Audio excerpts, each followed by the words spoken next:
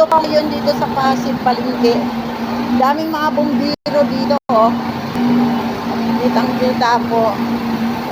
Mula doon sa iba't ibang mga barangay.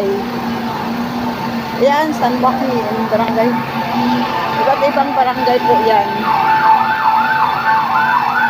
Yan, oh. Dumating ang lahat ng mga iba't ibang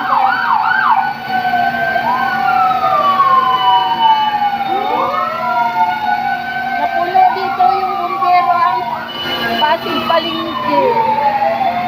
Hanggang doon sa dulong-dulo.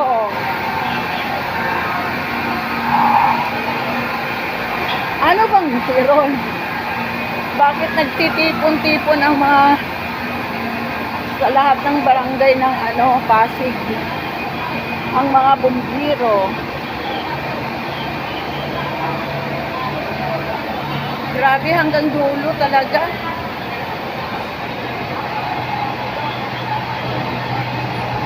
May sunog ba? Okay. Sunog dyan?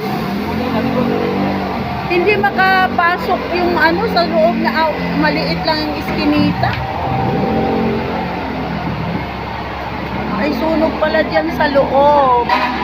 38. Bayan. 38 na bumbero na dumating ang dami. Dami, lahat ng bumbero.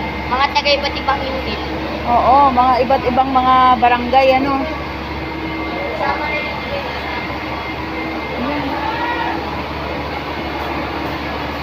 sunog. Bilib naman ako. Ang dami, hanggang dulo na. Oo, wala nang mapagdadaanan. Wala na, traffic na.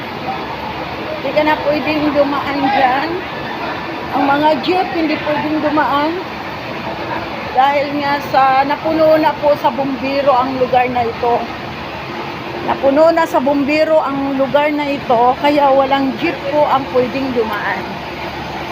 Ayan. Oh. Ganon, mag-rescue ang mga bumbiro lahat dito ng Pasig. Congratulations.